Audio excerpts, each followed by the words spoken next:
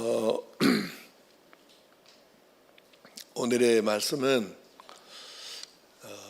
10장이 전체가 그렇긴 한데 로마서의 핵심적인 그 가르침을 정확하게 아주 잘 표현해주고 있는 그런 내용입니다. 우리가 구원은 어떻게 받는 것인가, 오늘 말씀에 아주 잘 드러나 있는데, 예수님을 나의 주로 믿고 입으로 시인, 인정하고 사람들 앞에서, 여기 이제 고백한단 말은 무슨 얘기냐면, 다른 사람들 앞에서 내가 예수 믿는 사람이요, 나는 하나님의 자녀요, 이것을 떳떳하게 공개한다는 뜻이에요. 단순히 그냥 독백하는 것이 아니고, 이거는 그 의미가 뭐냐면 사람들 앞에서 내 신분을 드러낸다는 얘기예요. 나는 예수 믿는 사람입니다. 하나님의 자녀입니다. 예수님의 제자입니다. 이것을 아주 자랑스럽게 여기면서 이것을 사람들에게 공개하는 거예요. 숨기고 사는 것은, 글쎄요, 이제 예를 들어 숨겨야 될 필요가 있을 때가 있어요. 외교권으로 무슬림들에게 선교하기 위해서 그 나라에 들어갔는데, 이제 내 신분을 밝히면 복음을 전하기도 전에 언제 어떻게 될지 몰라요. 그래서 그런 경우는 이제 누구라고 말할 수는 없지만, 우리 교회에서 후원하는 선교사님 중에 한 분도 지금 어느 나라에 가가지고 무슬림들에게 복음을 전하고 있는데, 우리 그래서 요람에도 이름도 안 나오고 나라 이름도 안 나와요. 그냥 다른 말로 써져 있어요. 왜냐하면 혹시라도 이게 나가면 안 되니까. 그래서 그 목사님, 선교사님 와서 우리 선교복하고 설교할 때에는 우리 그 유튜브에도 안 올립니다. 왜냐하면 이게 신분이 드러나면 이제 언제, 특히 라마단 기간에 조심해야 되거든요. 한 명을 잡아다가 지그들 말로는 이교도인데, 그리스도인을 다른 종교 믿는 사람을 잡아다가 이제 죽이는 그런 그 이슬람 근본주의들은 지금도 그래요. 그래서 이제 신분을 드러나지 않게 해야 되는데, 그런 경우는 이제 거기서 자기를 공개하기 어렵죠. 나는 예수 믿는 사람이다, 나는 하나님의 자녀다, 이걸 공개하기 어렵잖아요. 그래서 그런 경우는 이제 어쩔 수 없는 건데, 근데 하나님께서도 인정을 하시고 이제 그렇게 하시리라고 믿고, 그러나 그런 경우, 특수한 경우 말고 일반적인 경우에는 내가 마음으로 믿고 입으로 시인하고 사람들 앞에서 공개하고 이렇게 하는 것, 이러면 그 사람은 구원을 받는다는 거예요. 근데 그 사람이 누구냐? 그 사람은 유대인이든지 헬라인이든지 이방인이든지 관계가 없고, 할례를 받았냐 안 받았냐 이것도 상관이 없어요.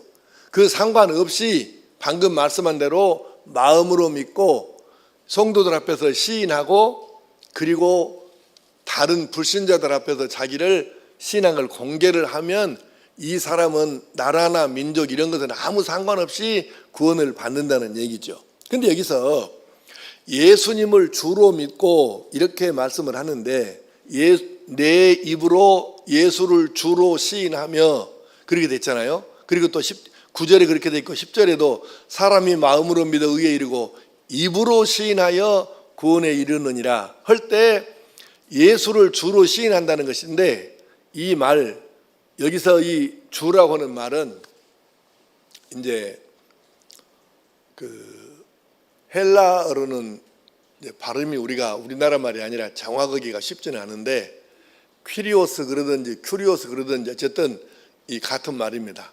퀴리오스라고 하는데, 이 말은 주인이라는 뜻이고 이제 두 가지 의미가 있어요. 넓게는 세 가지 의미가 있는데, 그러면 누구를 그때 당시 사람들이 퀴리오스라고 불렀느냐를 생각하면 우리도 지금 예수님을 어떻게 섬겨야 되는지를 답을 얻을 수 있는 거잖아요. 그래서 그 당시 사람들은 노예나 종으로, 지금 신분이 과거 어떻게 됐든 간에 현재 신분이 노예나 종이 되었으면 자기가 섬기는 주인이 있겠죠.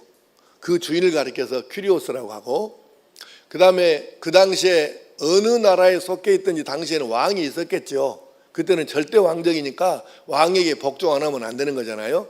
그때 백성들이 자기 왕을 부를 때 큐리오스라고 부릅니다. 예. 그리고 또 하나, 믿음의 사람들이 하나님을 부를 때, 이게 좀 세 번째가 제일 중요한 거예요. 구약 성경에는 이제 신약 성경으로 번역하면은 큐리오스인데 히브리어로 말하면 아도나입니다. 이거는 주라는 뜻인데 주인, 주. 하나님을 가리켜서 큐리오스라고 합니다. 그러니까 우리가 바로 이 세 가지의 의미를 예수님께서 내게 있어서 예수님이 그런 큐리오스 주 역할을 하신다. 그래서 예수님을 주로 고백한다고 하는 것은 바로 이제 노예를 살리고 죽이는 권한이 누구에게 있느냐면은 주인에게 있는 거죠. 팔아버릴 수도 있고 죽여버릴 수도 있고 생사 여탈권을 주인이 가지고 있어요.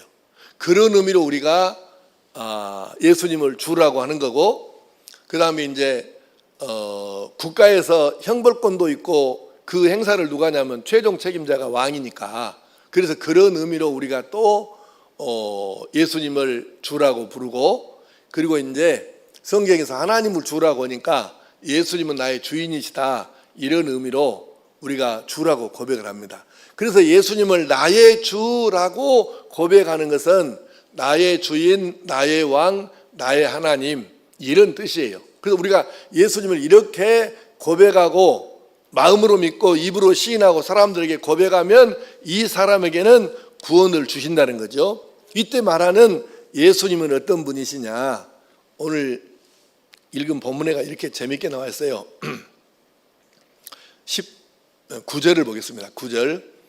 내가 만일 내 입으로 예수를 주로 시인하며 또 하나님께서 그를 죽은 자 가운데서 살리신 것을 내 마음에 믿으면 구원을 받으리라.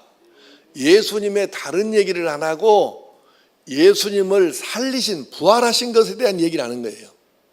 그러니까 우리가 예수님을 어떤 주로 믿을 것이냐, 나를 위해서 십자가에 죽으셨지만 내 죄값을 대신 치르시느라고 죽으셨지만 다시 살아나셔서 부활하셔서 우리에게 영생의 소망, 천국의 소망을 주신 분으로 예수님을 내가 믿는다, 그 말이에요. 바로 그 예수님을 이렇게 나의 주인으로 섬기고 믿을 때에 이 사람에게 구원이 주어진다는 뜻입니다. 여기서 세 가지 단어를 생각을 해보는데, 예수님을 나의 주로 시인하고 사람들 앞에서 공개적으로 고백해서 공개를 하고, 그리고 이제 마음으로 믿는다고 하잖아요. 그래서 이 시인하고 고백하고 마음으로 믿는다는 이것을 어떻게 해석을 해야 될까? 사실 여러분 한번 잘 생각해 보세요. 세례 문답할 때 내가 이제 그 대상자들에게 강조하는 것 중에 한 가지인데,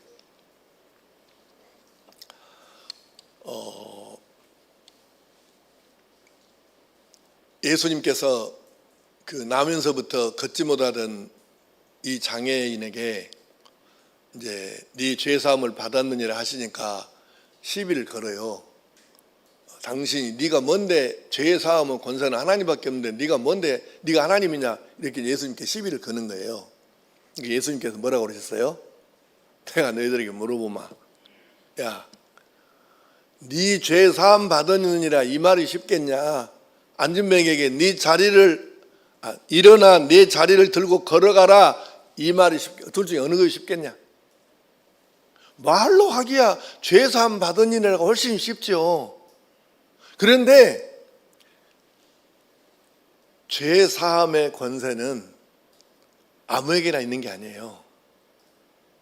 그러나 하나님께 능력을 받았으면 하나님의 이름으로 일어나 걸으라고 하면 걸을 수는 있는데, 이것은 예수님 입장에서 보면 이것이 훨씬 더 쉬운 일이에요.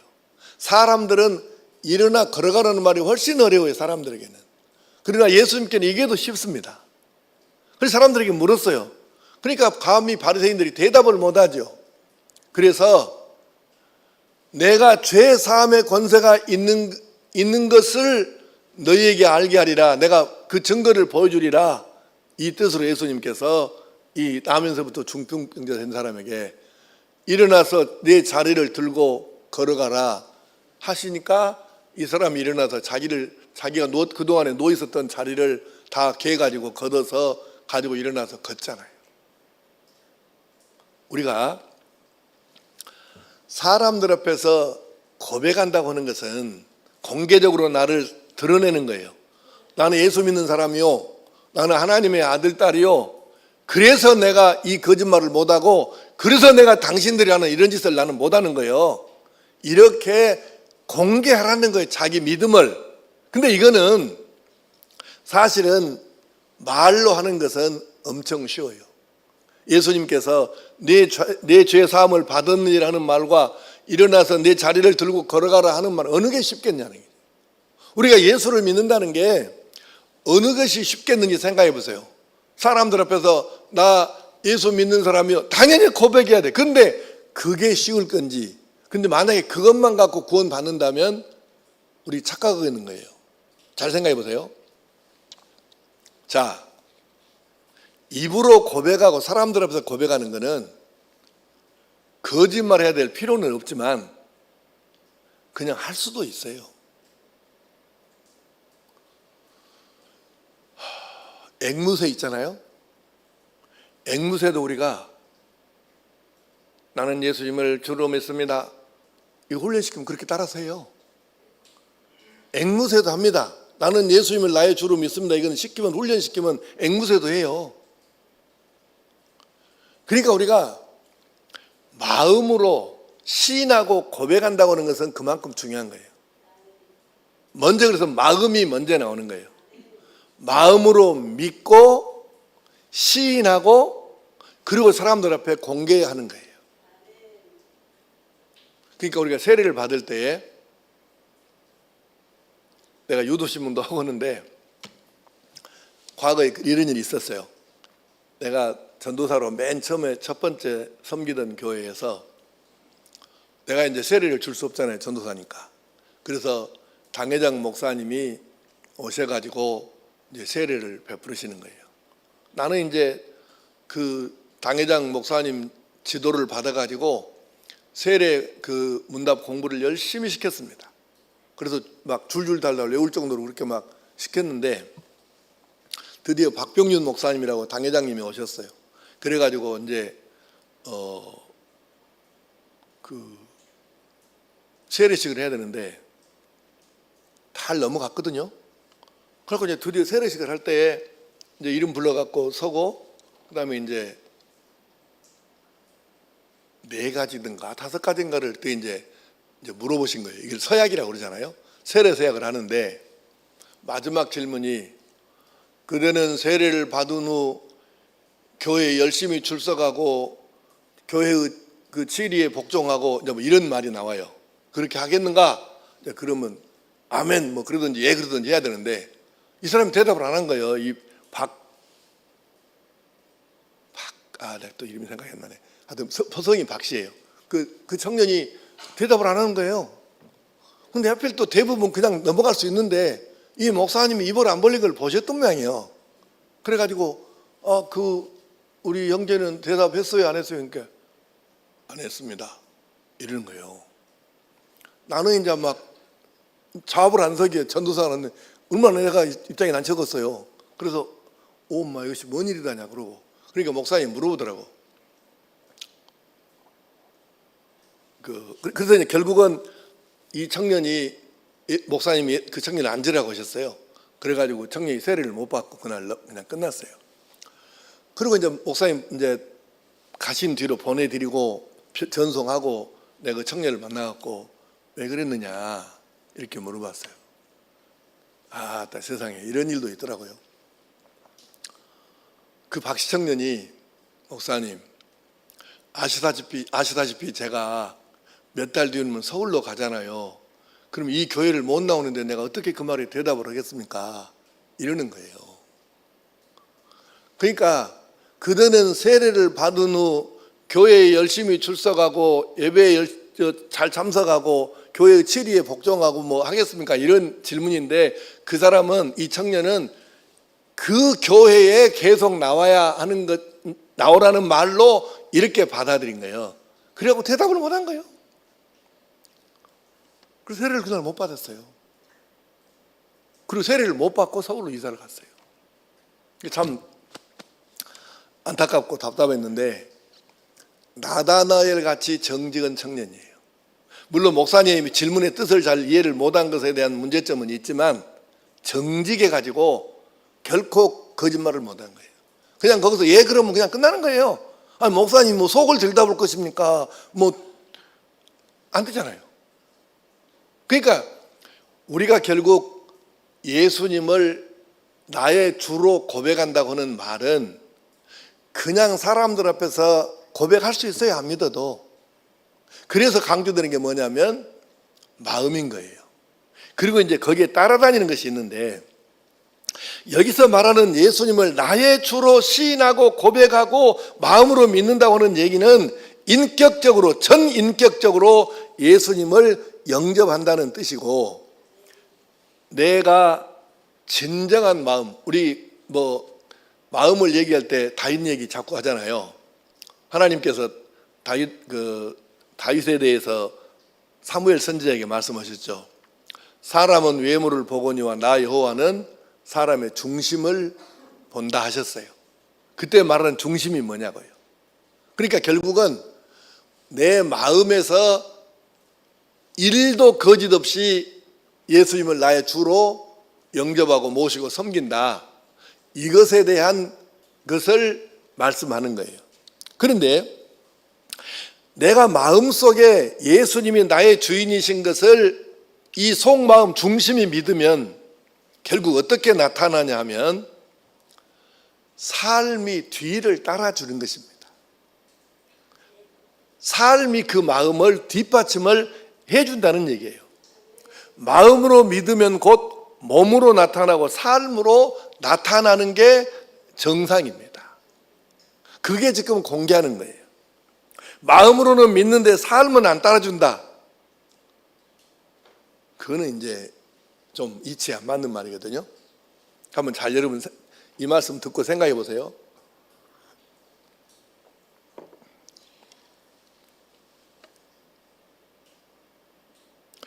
마음은 A라는 여자에게 있는데 발걸음은 자꾸 B라는 여자에게로 간다. 정집사님, 말이 돼, 안 돼? 응? 말이 안 돼? 왜 안 돼?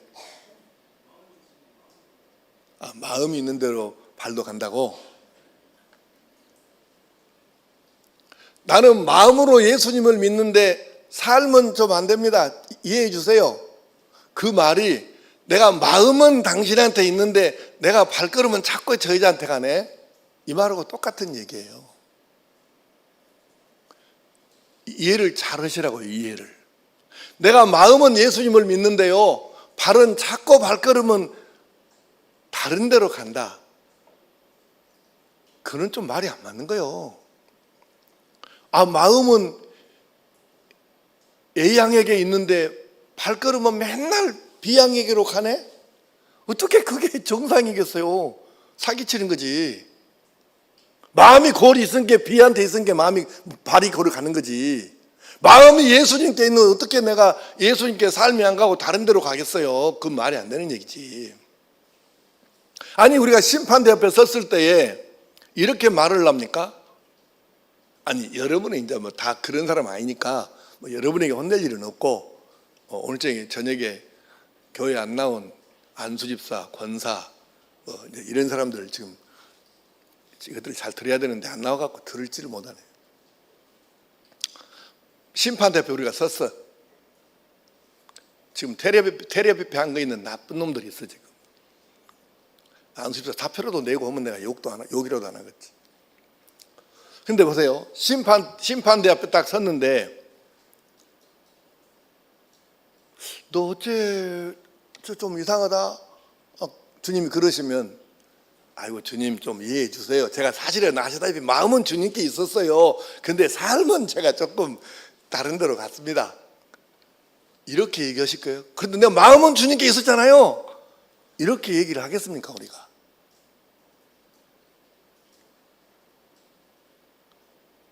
이게 말이 안 되는 얘기예요. 그래서 우리가 왜 성경이 마음을 강조하고 시인한 걸 강조하고 고백하고 공개하는 걸 강조하는가? 잘 생각해야 합니다. 내가 A를 마음으로 사랑하면 몸도 삶도 따라가고, 내가 예수님을 마음으로 믿고 사랑하면 몸도 삶도 주님을 따라가게 되는 줄로 믿습니다. 진짜 사랑하면 그게 맞는 거죠. 구원은 하나님과 나 사이의 개인적인 것입니다. 내가 믿느냐 안 믿느냐의 문제이지, 내 아버지가 믿느냐 안 믿느냐, 내 아들이 믿느냐 안 믿느냐, 이 문제를 갖고 우리가 구원받고 못 받고 하는 게 아니에요. 내가 믿느냐 안 믿느냐의 얘기예요, 구원은. 그래서 오늘 성경이 그걸 구체적으로 설명을 하는 거예요. 민족별로 구원받는 것 아니다. 이스라엘 민족은 이쪽으로 줄 서라, 백이민족이라고 하는 사람들은 이쪽으로 줄 서라, 이런 얘기가 없어요. 그런 뜻이 아니라는 거죠. 가령 가문별로 줄 서라, 지역별로 줄 서라, 우리나라에서 유명한 거잖아요. 가문별로, 지역별로, 성별로 서라, 학력별로 서라, 재산별로 서라, 건강별로 서라, IQ대로 줄 서라, 교파별로 줄 서라, 교회별로 줄 서라, 이런 얘기가 천국에서는 있을 이유가 전혀 없다는 뜻입니다. 그래서 우리가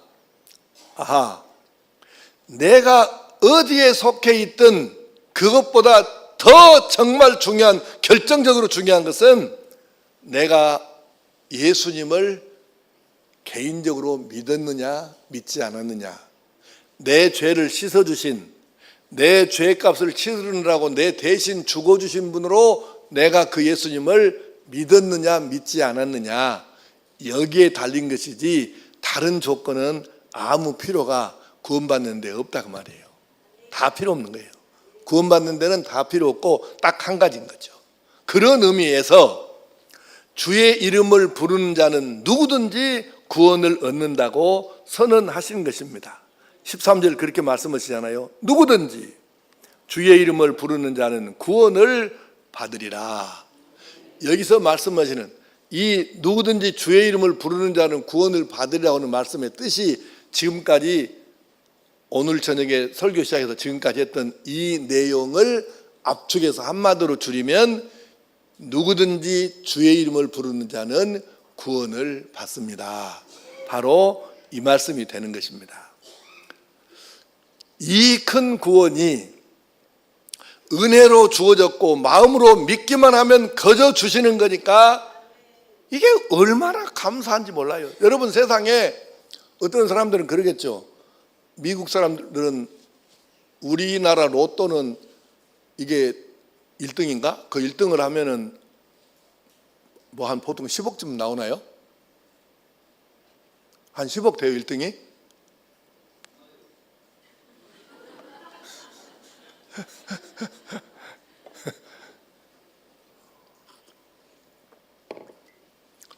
하여튼 뭐 10억 이쪽쪽 되지 않은가 싶은데, 미국에는 슈퍼볼이라고 있어요. 이 슈퍼볼 복권은 우리 돈으로 1,000억 정도 돼요. 네. 돈을 많이 얘기해야 감동을 받으시는구나. 1,000억 정도 되는데요. 잘 들으셔요. 오늘 설교 결론입니다.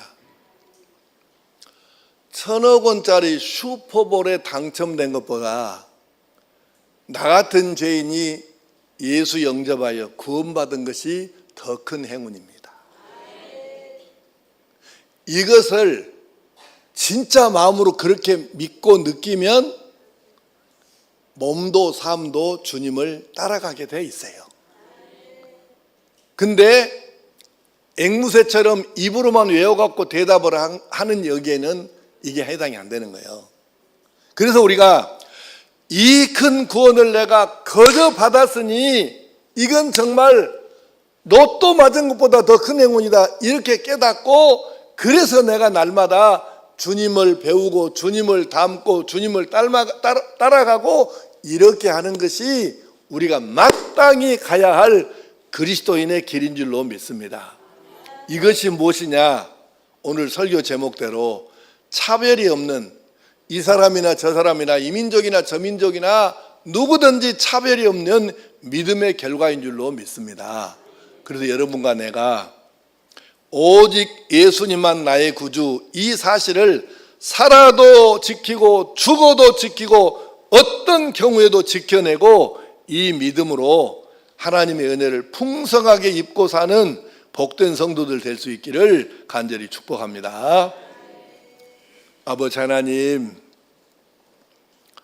아무리 생각해 봐도 내가 구원받을 만한 자격과 조건 없지만, 그럼에도 불구하고 나 같은 사람, 나 같은 죄인을 하나님 뽑으시고 구원시켜 주셨으니 감사하고 감사합니다. 어찌 이 놀라운 것을 로또 복권이나 슈퍼볼 복권 당첨에 비교하겠습니까? 이 말씀을 기억하면서 이 큰 구원을 얻었으니 날마다 감사하고 날마다 찬송하며 믿음으로 살리라 다짐하고 그렇게 살아내는 하나님의 자녀들 되게 하여 주시옵소서. 다시 오실 주 예수님의 이름으로 기도하옵나이다. 아멘.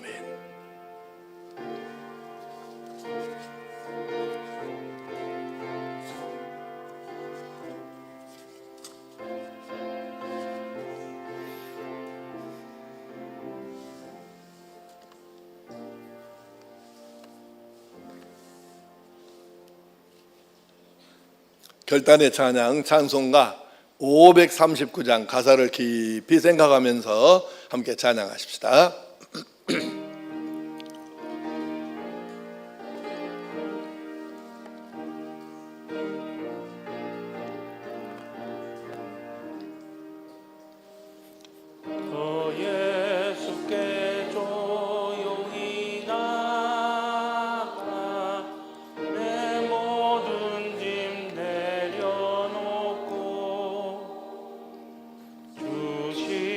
십자가 사랑